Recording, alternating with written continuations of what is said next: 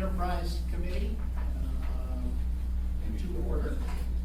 And we are hearing today from MLMP with regards to lighting to LED light issues. And Mark Johnson, General Manager, Duke. Yeah, it's going right. Okay. Gary Agron, Division Manager, Engineering Division with MLMP. Okay. Jim Jager, MLMP. Derek Pearson, Systems and Communications Division Manager. All right, great. Who are you? I'm Eric Croft of the Anchorage Assembly. Forrest Dunbar. Tim Stevens. Anchoring Assembly. Sherry Assembly. Mike Abbott, City Manager. Rose Bowl Assembly Budget Analyst. All right, we're all here and everybody knows who they are. I guess what we're going to start with is a presentation, and we can ask questions. Yes, we are going to do a presentation. Gary and Jim have put together, they've been working on this initiative for us, and we have issued an RFP, which they will talk more about, to replace the lights within our service territory with LED smart lights. And so with that, I will go ahead and let them start, and if you have questions, feel free to ask them during or after the presentation. Hopefully sometime in there, we're going to say what our status is now in terms of how many we have, how many we have to do, and all that kind of stuff. We will. And it's, Gary, would you introduce yourself a little bit? I don't think the Assembly members know you, and make sure they know a little bit about your background. I know Carrie, I saw him last night. Morning, I'm Gary Agron. I'm the Division Manager from MLMP for Engineering. Got there at the beginning of the year. I had 31 years of military service. I just retired a couple years ago. Army. Who was in the Army way back? My last job over here was the Chief of Staff for U.S. Army Alaska. Where'd you go to high school, Gary? Great East High School. That's what I'm talking about. Where? Can't all be West Siders. We don't hold that against him. Yeah. We hired him anyway. Gary is a couple of years ahead of me at East Sky. 1 year. In 1 year. Well, I say that. Where'd you go to college, Gary? I went to the academy. Oh, okay. I'm told it used to be a good school. Which one?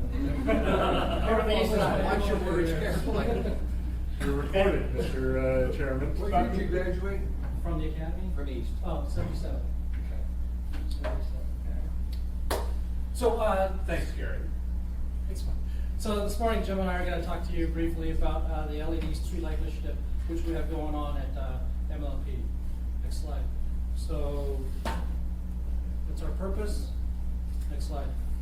So we are one of many departments. As you can see up there, a lot of people have their hands into lights. And so, based upon the initiative that we started this year, us and the city itself, we have started putting lights up there. We have right now 20 lights that are in the Mountain View area. That's along the feed. 20 lights are installed. We have about a couple hundred that are inbound, but the RFP that we put out is to take care of the remaining 4,000 lights that we have within our area.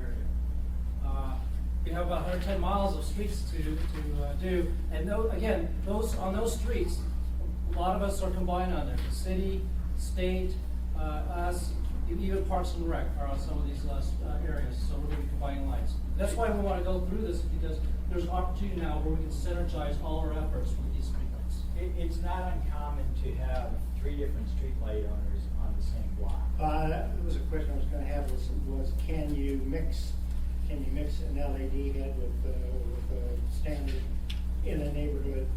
Standard. You'll have a slightly different lighting quality, but you can do it. Actually, I think I have one in the neighborhood. We have one in our neighborhood too, where on the corner is a high pressure sodium, and right next to it is an LED light. Yeah, it was too bright. Harriet Drummond complained, and I think that's changed. Do we do I don't know. It is. operating agreement or like on snow removal where we agree, we'll do yours if you'll do ours? Do we just do our own, or do we ever have agreements with Chugach or the state to be the lead? Can we discuss that in a couple of minutes? Yeah, we're getting too far ahead. We're going to talk about governance in a second. Let's hear the facts first. We'll give you the basic lay of the land, and then. So we have, again, 4,000 lights to install. It's going to be with the control capability too. These are just not plain vanilla lights. This is the light that which everybody's used to seeing. This is the standard LED light that's going to be put up there. MOA, the Muni's already put up a couple hundred of these lights. They have about 5,000 that they want to put up there. These are just standard lights. I'll talk more about the smart part of it in a second. It's going to be our crews are going to be putting on the lights up. We think it's going to cost about $3.4 million, and we're asking for, in our RFP, for capital lease. We'll talk about more about that more. It's a different way of doing it. Instead of going for a bond, we want to go, or other sources, we're trying to go ahead and get the vendor to go ahead and finance it. If we do that, we're asking for a 10-year payoff. Like I said, we had about 20 lights already up there just to see how well they work, and we've initiated the RFP as of 2 weeks ago. Next slide. This is the way that we're going to deploy it. As I said earlier, right up here, McPhee is the first part we have. We have a set that we could go down here to the Valley of the Moon area, that park area, but we've got to work out some things with the city because they own a preponderance of the lights as well. So we have some lights and they have some lights over there. But as we deploy this, right now we're going to go from east to west, and we expect to complete this in 2017.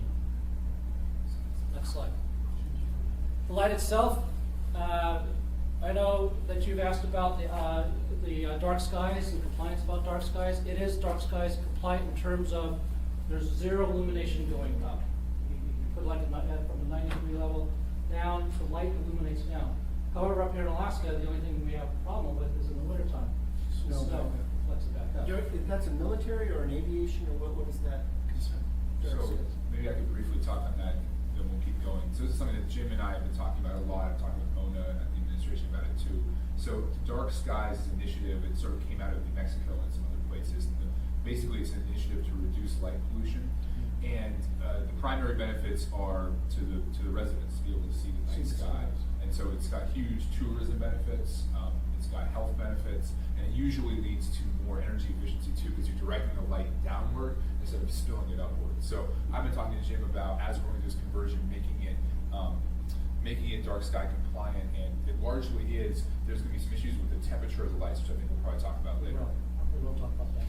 Okay, so dark sky compliant, but when it reflects from the snow, we can't do much about that. Yeah. It also doesn't shine in people's windows as well. Well, and what you're getting at now is the targeting of the light, and one of the things that LED lights are very good at is targeting, so that you can put the light where you want it, say on a trail or on a road, and you won't have light flaring into the back so that houses are lit, that sort of thing. The one in my driveway. so And depending on the person, that could be a plus or a minus, because if you're a homeowner in a neighborhood, maybe you like having that light in your driveway, for security.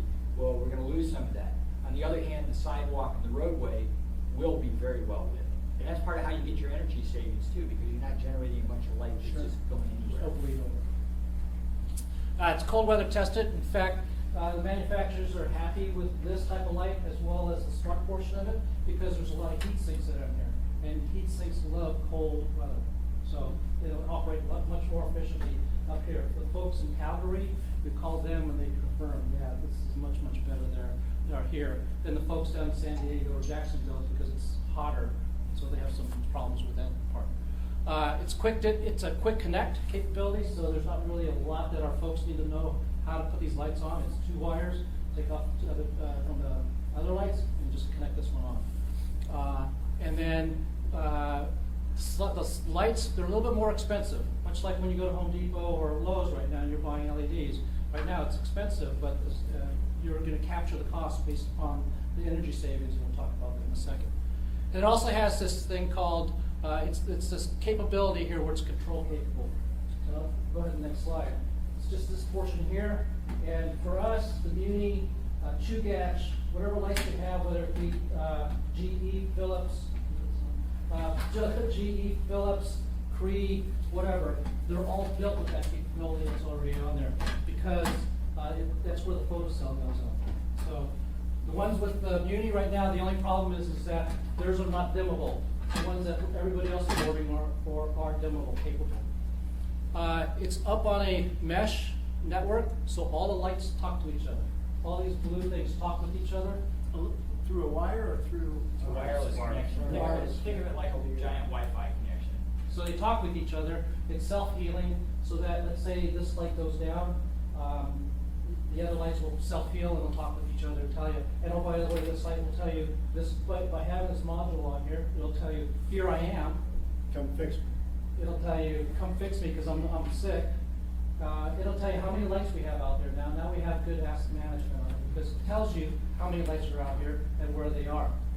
All that is broadcast out through this gateway.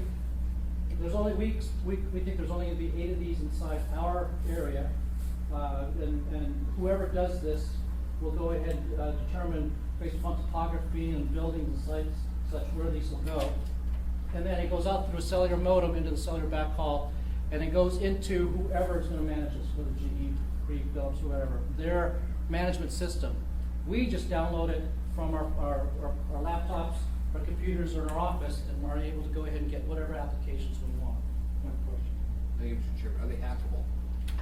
The security on this is much like what the military uses. They call it frequency hopping. So it's very, very, very difficult for them to go ahead and hack. And the way the system's set up, if somebody does hack you, they're able to turn the lights on or off. They can't get in beyond that. They can't shut them off in sequential, shut the whole area. That would be a worst case scenario, is they could take control of your lights, as opposed to getting into your billing systems or your, other mini systems.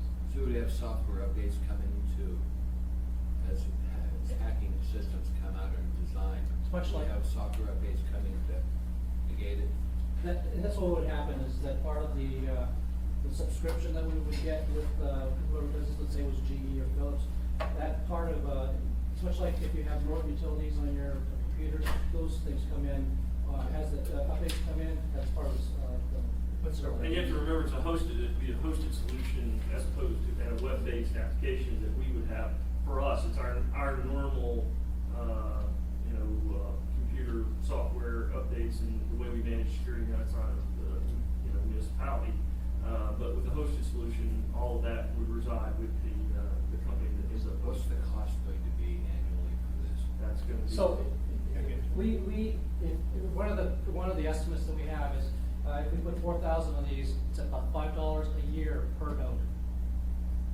So, what we're really looking So, at doing is $20,000 having a third-party, cloud-based system that our lights will go into for control, and every other light owner in the municipality can, as long as they go with the same control node standard, and we actually had a meeting about a month ago now where we brought engineers from all the light owners in, and we all agreed that this standard is what we were all going to work toward. So whether we have GE lights, Philips lights, Cree lights, doesn't matter. The same control node standard will work on all the different lights. Sort of like your Apple phone or your Android phone will all work with the phone system. We'll be able to use the same control node that can talk to the same third-party vendor. And what that does is it allows us to have a central point where we can have citywide light control. This is what we were going to before. Right now, we don't have any coordination of lights other than, hey, can you guys turn your lights up? Can you turn your lights off? That sort of thing. With this, we have the possibility of having citywide control. Now, that's going to open up a governance question in terms of who ought to have control of the switch. But it basically sets up the ability to have, when we have that block that has 3 different owners with streetlights on it, you can control that block from one spot. But you're not necessarily agreeing to all be GE, you're agreeing to Exactly. all be the hardware. We're agreeing to the control node standard. Right. It may be Philips, it may be GE, it may be Cree, it could be Bob's Lights. As long as it's compatible with this standard, which is really becoming the national standard. And as far as the hackability, one other thing, for instance, a bunch of companies have run these cloud-based systems. General Electric, for instance, we talked to, runs a cloud-based control system. They're using the same platform that they use for controlling nuclear plants. So they said, yeah, don't worry about it. We are comfortable with the security. A couple of questions. First off, let me, for the record, mention Ms. Dabowski has joined us. The gateway, I presume, now that controls the particular neighborhood or the particular area. 500 is that lights. the area? What about private folks joining the network? Say a contractor's got a large yard and he wants to have lights in that yard on the same, on and off at the same time kind of thing, and light their yards or something like that. So if they want to go ahead and get on the same network, they're gonna enter into a separate deal with the vendor. But, and then again, it comes to, they will control their own set of lights. MLP will control our 4,000 lights. If the Muni decides to go ahead and do the same thing on their 8,000 lights, they can control their 8,000 lights. If it's all on the same network, it'd be great. And then somewhere or another time, whenever the city decides to, it can all become under one control, rather than 4 separate School district parties. lights, are they on? They could also be on it. We've talked to the school district and they're interested in. One of the things with the control also is you can have layers of control and give access. So for instance, So they can't control them out of school. that's right, but for operations and maintenance, for example, if this light goes out, it will go, hey, I belong to ML&P, and the order to fix it will go to ML&P's dispatch. If the light next to it goes out and that's owned by street maintenance, it can go to whoever the appropriate owner is. Because right now, you drive down the street, you go, hey, there's a light out on such and such. Who do you call? Well, does that light belong to DOT? Does it belong to ML&P? Frankly, in a lot of cases, we can't tell you without doing an awful lot of research. And generally, if it's within our service territory, they call us and say, you have a light out, and then we try to figure out who the light actually belongs to. So what's going to be good about this is it's going to improve our interdepartmental cooperation. Now we're going to know who owns whose lights. Asset management right now, if you go to us, you go to Gas, you go to any of the utilities right now, or whoever owns lights, and we cannot tell you how many lights we actually own to the number. It's very, very difficult. Now we'll have asset management because we know where the light is, we know they'll have their own individual ID, we get the listing of it and such. Improved lighting we talked about. Consumption costs, we say that we're probably going to reduce about 50%, saves us here within our area about $350,000 a year.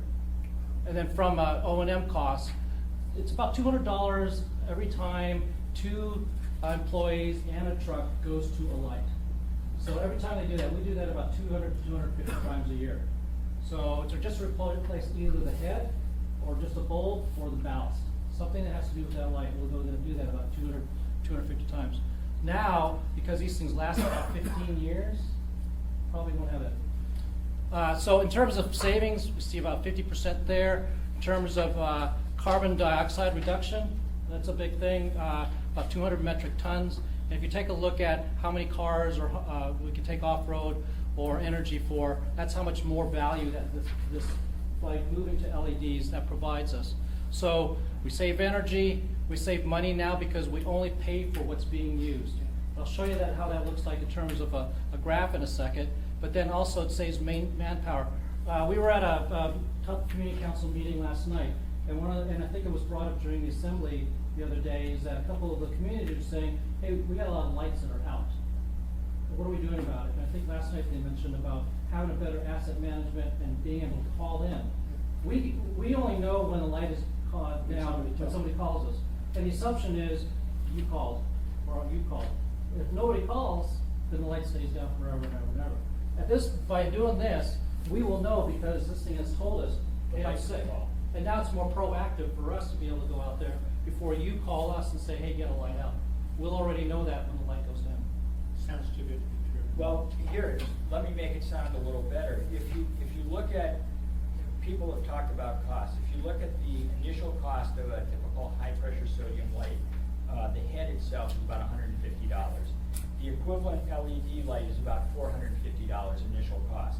However, when you look at the lifetime cost over a 15-year lifespan, the high-pressure sodium light will have a lifetime cost of somewhere between $980 and $1,400, depending on the specifics of the maintenance that you need to do. Whereas the lifetime cost on the LED is about $650, because you don't have to go and replace the bulb every couple of years, that sort of thing. But it gets even more interesting. If you look at the payback on power savings, the LED light will use about 50% of the power that a high pressure sodium well, if you're using them the exact same amount of time. That's a 10-year payback. So after 10 years, just your power savings, you should pay off the cost of the light. The payback on O&M is 8 to 10 years. So for the LED light. And remember, we have a 15-year lifespan. So when you combine those, it's going to be greater. I can't tell you exactly how much greater because we haven't done it yet. But looking at the experience that other cities and communities around the country have had, they should pay for themselves fairly quickly. What about vandalism? Can somebody shoot that light out? Of course. By shooting the head, or just break the bulb? Just much like our streetlights right now, they have a photocell that goes about this high also.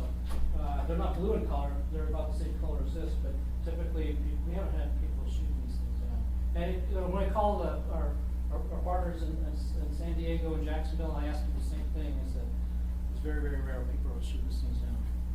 We don't have as much guns as we do. If somebody doesn't like the light, though, they can request that it be turned down, or Yeah, that it be. let me go through that in a Yeah, second. we'll get to that. So next slide. In fact, okay, so what we talked about is we have a 50% savings here. We talked about scheduling and adaptive controls. That's an additional 35%. Go ahead, next slide. That we could save potentially if we decide to do this. This is something that we have to look at because we need to figure out how to do this because Anchorage has a different time clock than San Diego, Jacksonville. There's a 12 on, 12 off in terms of daylight. For us, we've got different, obviously. But if you take a look at it, if we say that we're going to go ahead and, for example, in a parking lot, during the hours of darkness when people typically don't go into a parking lot, you can reduce the factor of these things to about 50% even more, and thus save even more, have even more savings.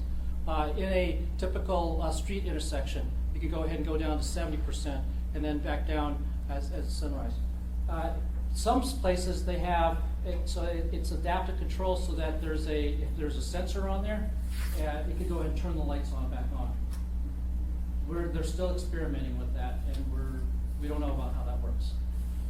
Well, the sensor thing's really interesting. I think you and I talked about this as well, Jim. So I know one of the concerns in the community is going to be, we dim it to save money, but not to the point where people feel unsafe on these parking lots. So, and you were talking about how there's kind of a sweet spot that we can find. Yeah, one of the things we get with this is we get really a lot of control. So if we have a certain neighborhood where we decide we don't want to dim the lights for public safety purposes, okay, we don't dim those lights. On the other hand, if you have one specific light that shines into the mayor's window and keeps them up all night, we can make that light turn down and have the lights on either side of it stay up.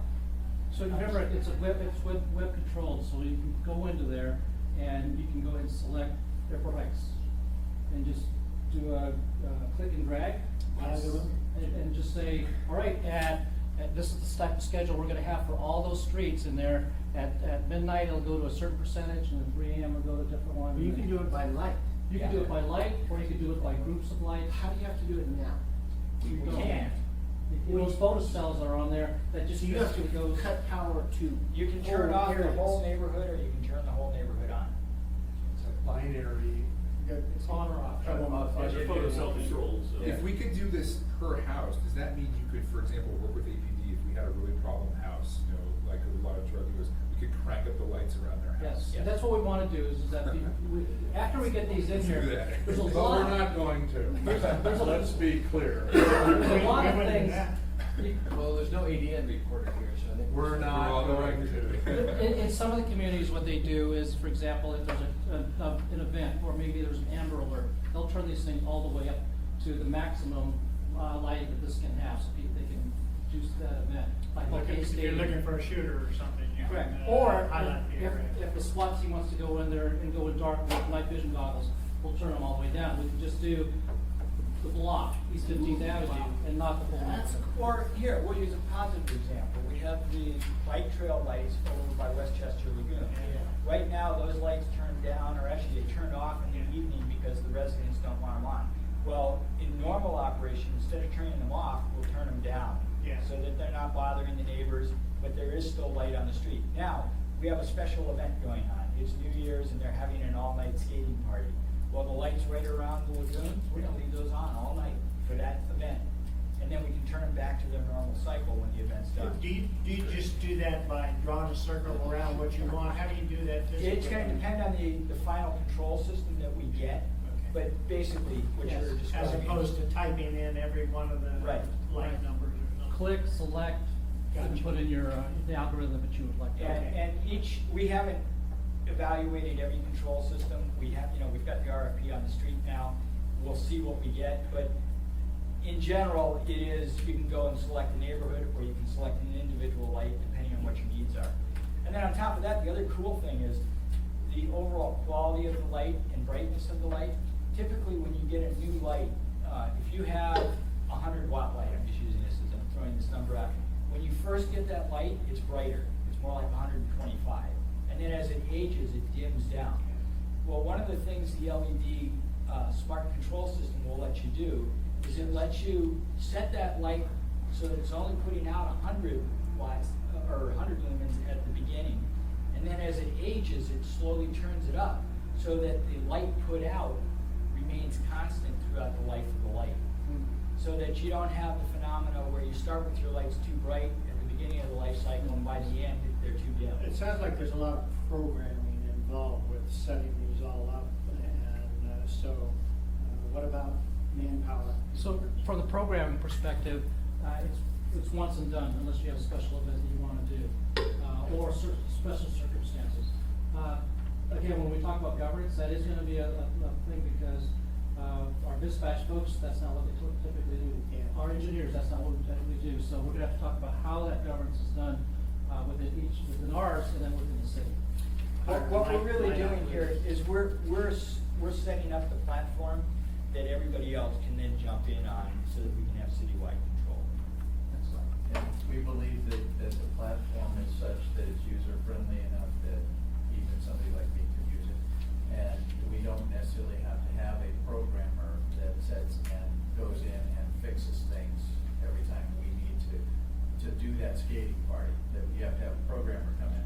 Somebody can just sit at the interface and do it fairly easily. Did we ask if it was hackable? We did. Dick did ask that. Right. And they have that mesh capability. They are frequency hopping between lights and to the gateway. It's on a secure VPN-like capability from the gateway to the modem and back to whoever's doing it. So the criminals would have to be pretty sophisticated. The short answer is anything's hackable, Yeah. but That's what I was thinking. what you get for, all the work, is it worth it? Yeah. Right, and this does not get you into either ML&P No. or the Muni's backbone. No. So it is not a backdoor into those processes. Goes to GE's back, or whatever. Can we get into the subunion's defense files? We won't get the launch codes out. Are you guys gonna use daylight or soft white? Cause I know when I go buy LEDs, I go to choice daylight, which is brighter lights, or the soft white. Right now, How we are are, these being set up? the agreement between all of us was that we're gonna use the 4,000 Kelvin brightness. So it's white. It's white. But you again, remember, you have the capability to dim them, but it will be that white light. That's one of the things that we're gonna talk about in a second, is that it is, that's one of the things that Dark Skies doesn't like, and we'll talk about that. Public outreach is important for us. We want to go ahead and show them that, hey, we're doing this because it is going to be expensive. Everybody knows how expensive LEDs are, but we're going to show them how to reduce the usage. We have a website that we're going to set up. We're going to show that an installation progress map to show where we are and where we're going, because we've gone to community councils and said, hey, we're going to be doing this. They're going to want to know when they get it. And also we found that if we take some surveys of people, we can find out how well we're doing. Next slide. So we have the RFP out. We, again, we mentioned that we want the financing portion of it to be part of the RFP. So we're going to see what that looks like in terms of capital financing. Today we're here with you to brief this. By mid-October, we should be doing the evaluation and then going back to the assembly for final approval hopefully by the first week of November. Upon approval, we're looking for delivery installation starting in January. And our plan is to have it finished before construction season starts next year, if not by the end of So 2020. Bernard Road will get the new lights, assuming it's good. No. Using candles or color over there. I don't know if part of that's not our territory. No, I'm not getting any response. One. That's correct. That I did want to mention on the financing is in the RFP, we wrote it that they give us a proposal as to what they would charge us for the financing, what the terms will be. We will then have public finance do a review of those proposals, and if they can beat the price, then we have the option to not have the vendor provide the financing.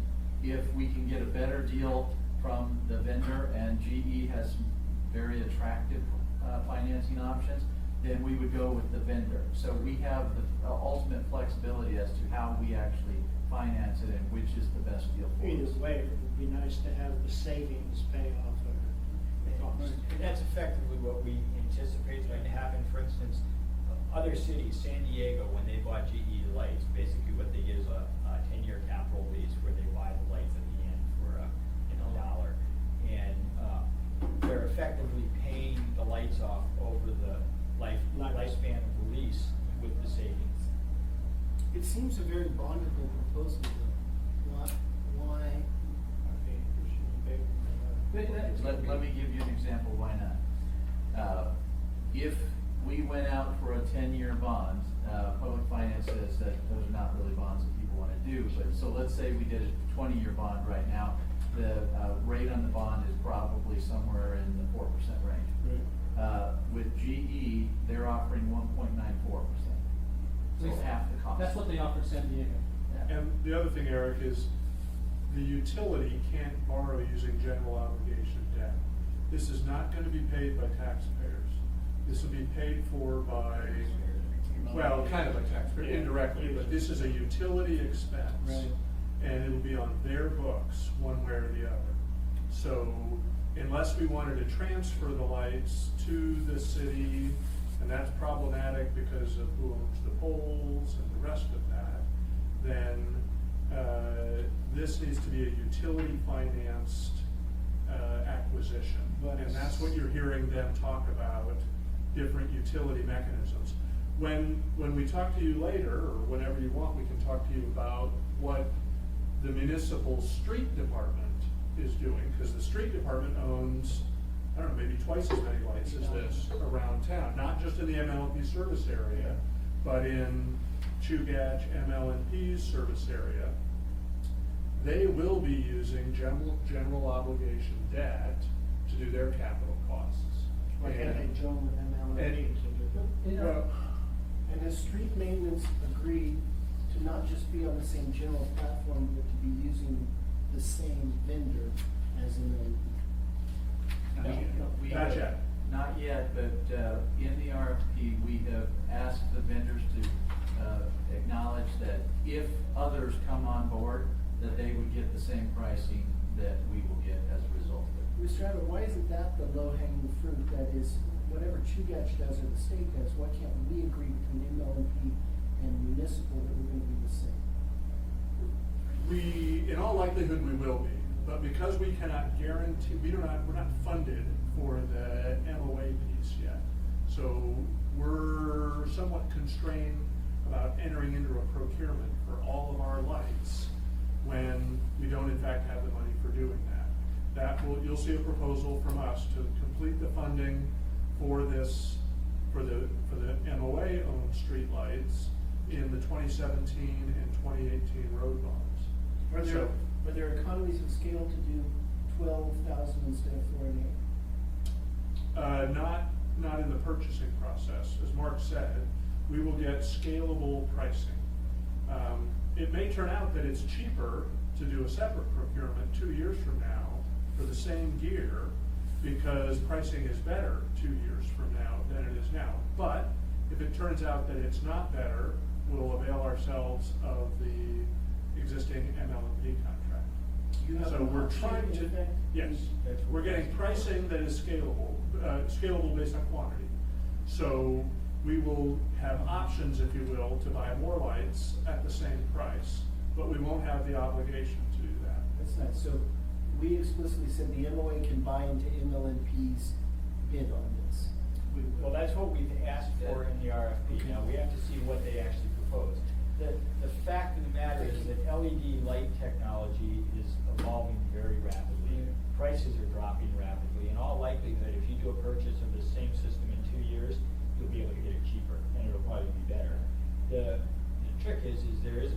delay. And what we're really doing is we're setting the platform that everybody else can follow. And the key piece of it is going to be the controls. As long as everybody's controls will talk together. You know, if some folks are on a little bit newer lighting, that's a different color or different focus or whatever, that's okay, because we can still control them all together. So right now, however, we're just talking ML&P service area in terms of. Exactly, right, yes. ML&P service area and ML&P lights. And one of to address the financing issue is that the capital lease works best, whether it's through MOA's master lease program or through one of the vendors, because it doesn't add to the debt that we have outstanding as the utility, so our debt equity ratio will not be ultimately affected by doing this and spreading the cost over the 10 years. Mr. Training, a question. Mike, MEA service is part of our service area, what about the Overshoot Gap? Streetlights there? MEA, I believe, owns a few lights About in 200. in their service area, not very many. Eagle River doesn't have as many streetlights as the rest of Anchorage does. The density is different, Or private. like it is on the hillside. It's similar in terms of density on the hillside as it is to Eagle River Chugiak. Most of those lights are owned by either the state, because they're on state roads, or they're owned by the wackiest service area in the municipality of Anchorage, which is the Eagle River Streetlight Service Area, which is a neighborhood by neighborhood streetlight system. So it's not the issue of structure. No, at some point, Subversa does most of the management of that, the road service area out there. There will be an option for Subversa to make the same investment choice and lighting upgrade choice for the streetlight service area. But that is not currently planned at this time. Birdwood, Everybody can join this, but the next key player to get, frankly, is going to be the state. They certainly by quantity of light that is out there, the state is the big, because they have bigger lights, on bigger poles, trying to light bigger areas. So they are a huge player in this. They are installing LED lights when they're replacing, or when they're rebuilding a street. And they're changing out a whole street's worth of lights, they're putting LEDs in behind that. they have the same type of controls such as there's compatibility? I do not believe they're installing any control technology. in They have this the one. capability, they at the very top is where they put the photocell capability, they have this Yeah, the receptors there. But they're not using They're not it, to using my it. knowledge, right now. They have said that that is not an investment they're willing to make. So It's about $120 for this unit. they're struggling with Yeah. making investments like this. Even if they think it's smart, it's hard for them to justify the extra cost right now. So we're talking about a test program in essence, Well- in terms of the whole geographic area, but. Well, but describe what we want- CEA is doing, because they're. Chugach's lights, they're installing lights that are compatible, they're not putting the controls on. Now, one issue that we might wanna talk about is going down the road, if we wanna make sure everybody's truly control compatible. You have control compatible and you have control ready, or controllable. Ready. For instance, we have the Anchorage Design Criteria Manual that when you're building say a new subdivision and you need to go put lights in, the DCM says, the preference right now still says high pressure sodium lights. Yeah. They allow an exception where you can install LED lights. Now, the typical contractor who's not gonna have to pay to operate the light system, he or she just wants to build the system and move on, is probably gonna go with a high pressure sodium. So we should probably change the DCM to say thou shalt This is install preferred, yeah. LED. And on top of that, we could say LED, that's, you can install this on later, or we could say with the control node already installed. And if you do it with the control node already installed, at that point, you can add it to the system seamlessly. All you'd have to do is, for every 500 lights, go and put one of these, actually, it would be a few more than for every 500 because you have to have redundancy, but put some gateways up and your neighborhood is on. Go ahead. Yeah, we might, No, we no. probably ought to let you finish your Yeah. presentation. Go ahead. So, you know, this is bringing several issues up. We have governance in terms of who's going to control the system. The international dark sky concern, one of the things with LED lights is the typical LED lights today, you can get all different colors.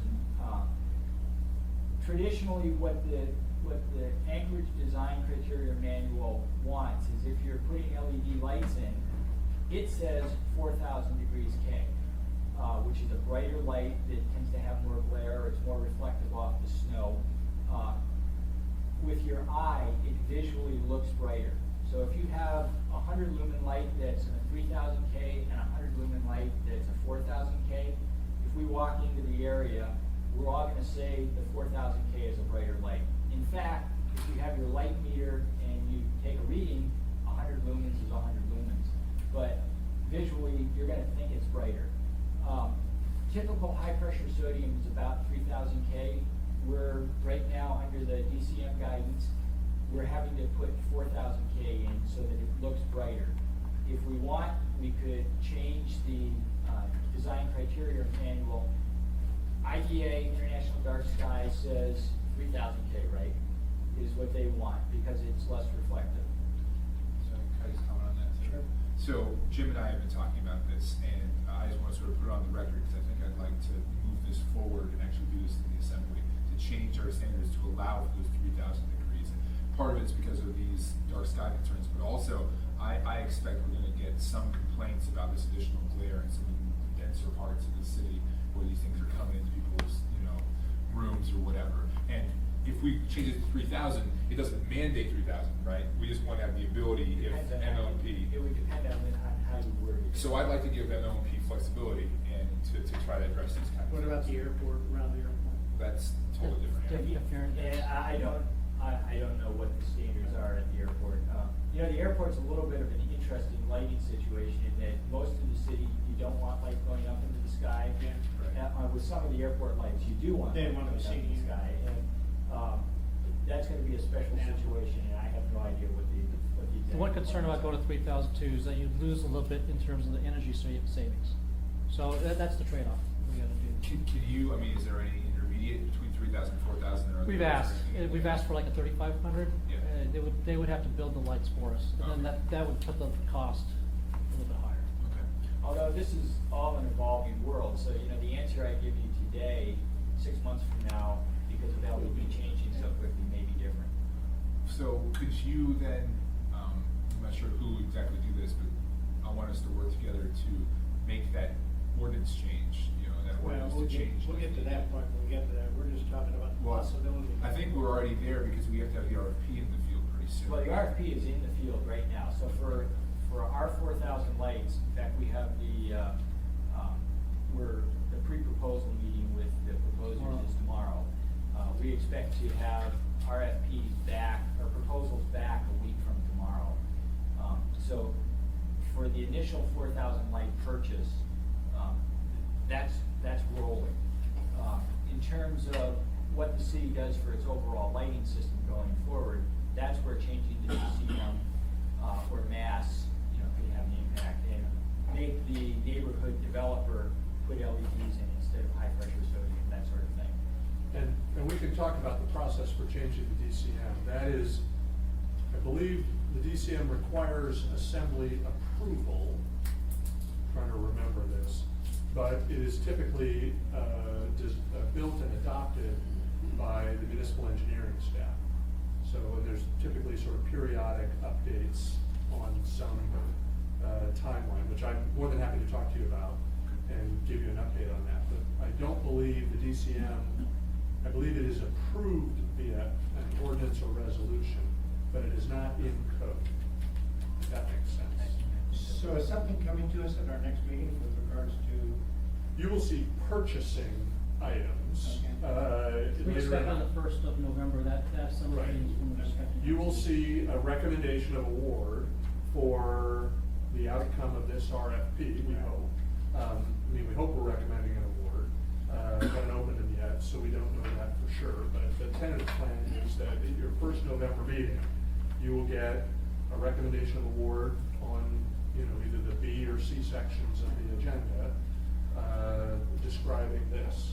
And we're more than happy to talk about, that proposal at that time.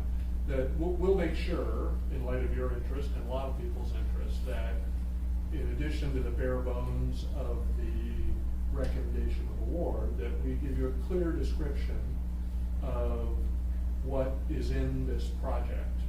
What is in this contract recommendation. And that'll be, so it'll feel like a little bit richer document than what you would typically see. All these coordination and cooperation, some of those maybe at least the discussion started with those. We started the discussion, the first discussion was this thing right here. I got you. So, and we continue to talk about it. 4,000 K, that's part of the discussion. Those are the things that Jim talked about. Standardization is Yep. nice. That's what I'm saying.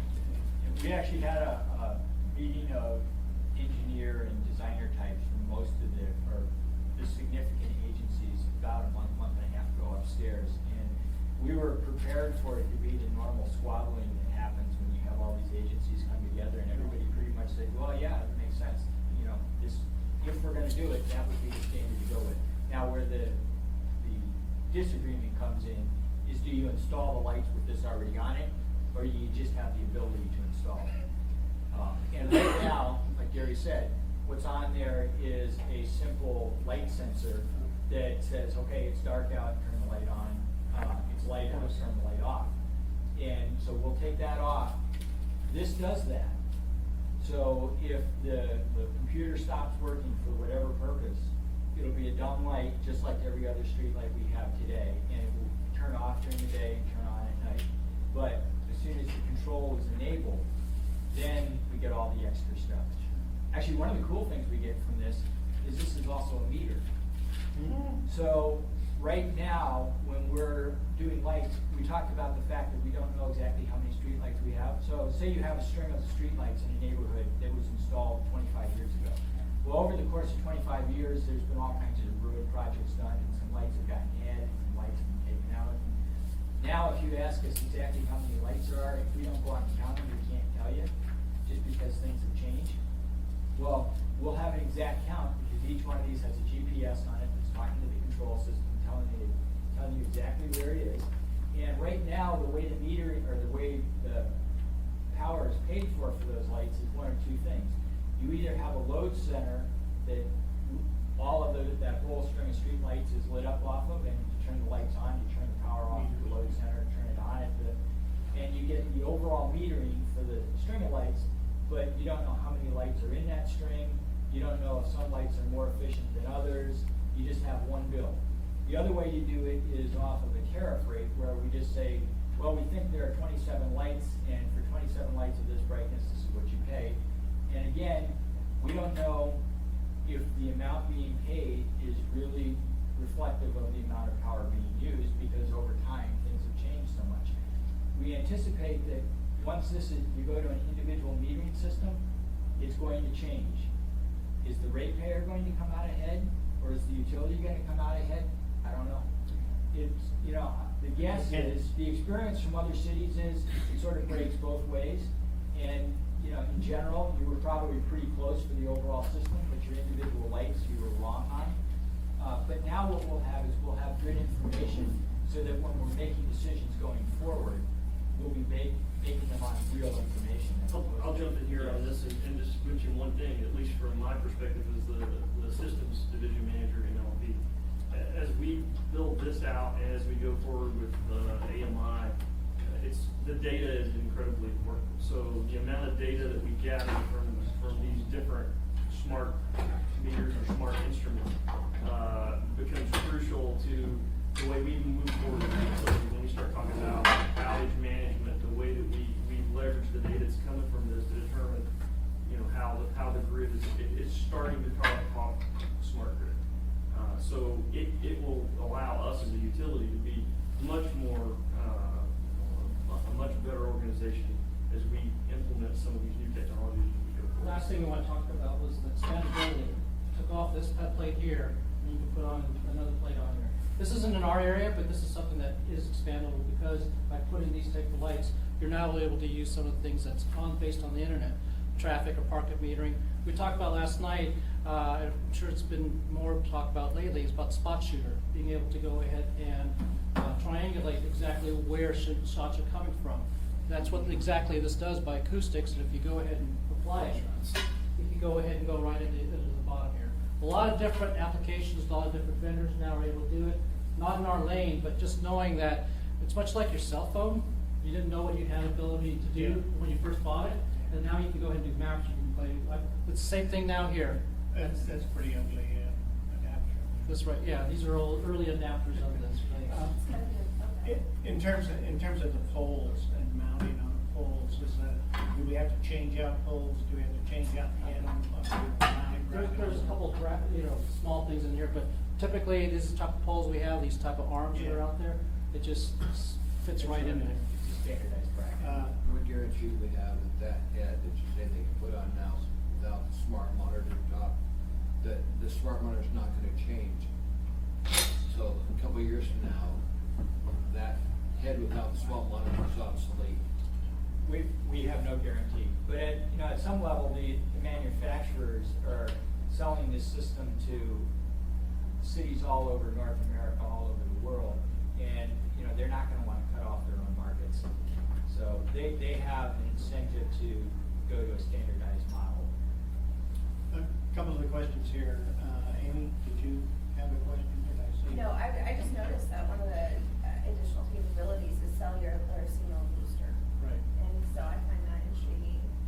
But just what you were saying too, if, of course, it's just like a first generation iPhone, right? We anticipate they're gonna improve on technology, but they'll have a market to sell us something to adapt to. Well, cameras we go back to the cameras to give tickets and speeding and all that kind of stuff. Or Let's make it clear, we're not doing that, nobody's proposing that, we're trying to. Public policy argument. Good thing I come to these meetings, I tell you, you guys be all over the He's gonna place. be asking questions. Mr. Crop. So, I'm very, very interested in the governance consolidation aspect of this whole thing, and it as another platform where we continue to cooperate. And worry that sometimes, you guys at the multiple levels, maybe that message hasn't sunk all the way down. So I and the assembly are available when you hit those bureaucratic roadblocks to try and put some pressure on from a higher level to say, no, we really mean this and want this. So you just let us know if you hit those. And I'd love it to be much more of we use the analogy, and I'm sure it's a rough one, but accurate, of these all operate on the same phone lines. That's great. I'd much rather these are the same platform, Apple or whatever, and get that level of integration so we don't hit roadblocks that I don't understand later.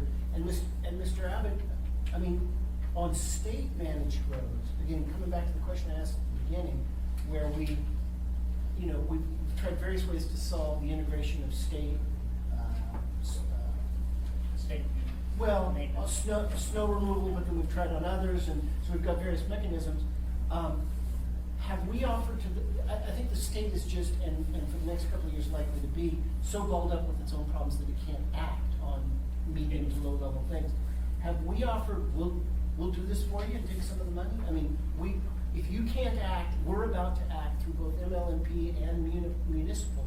We will do your lights and take, and it can be off your books. We get some of the profit of it, or we get some of the advantage. We have not, and nor has the state expressed interest in it.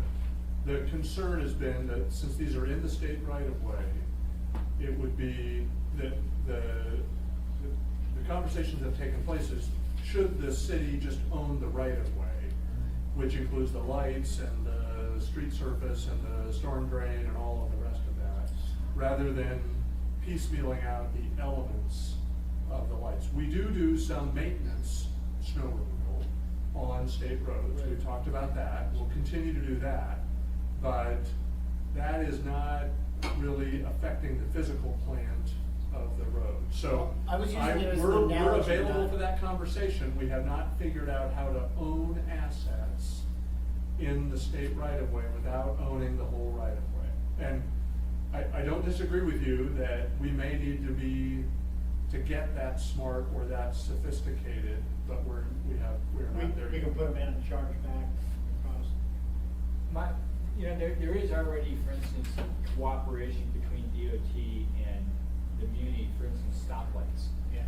The light system, Muni controls it all, so that's a good precedent or model to have us take over control of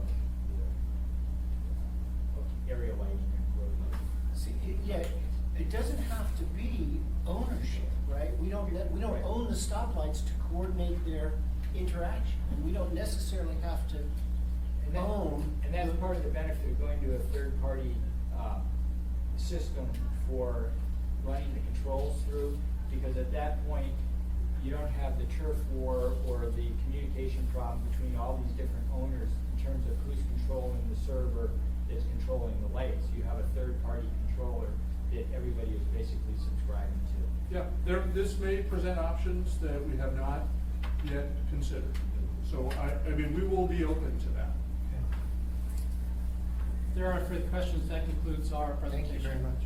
Wait, you want to explain this? Oh, let me show you, this is something that's interactive, it's on the muni.org site. But pretty much you can go into the site now and see who owns which lights where. For example, this is Valley of the Moon Park area. So our project this fall was to go ahead and put in lights along the East Street, 17th. Which is and then which? Arctic. I'm sorry. Valley of the Moon Park is right in here. No, I understand, which is the blue and the red? So the green is the MLMP, the blue is the Muni's lights, and the red are the state's lights. Right. And so if you go like into Eagle River, you're gonna see a lot of dots that are in there that aren't filled in because they're private lights. But if you take a look at this, you can see that if there's an accident right here, we always get the call to go ahead and fix the street light on there. But it actually isn't our street light, it could be either state's or it could be the Muni's light that's on there, just because it's in our service area. We're gonna have to wind up, we've got 3 minutes. That's it. We just wanted to show this map to you, see how complicated it is in terms of the. Well, actually, that makes it more simple, it seems to me, and then you just got a couple of lines, couple of needles. Right. This is not a complex neighborhood. There are some neighborhoods where you'll have 5 different colors. Yeah. Thank you very much. Do we have a final question of any kind? Okay. Very good presentation, very interesting, very on point, and good knowledge for us. So I really appreciate the presentation. Anything else? Let's go to the order. Audience participation. Thank you, Mr. Chairman. All right.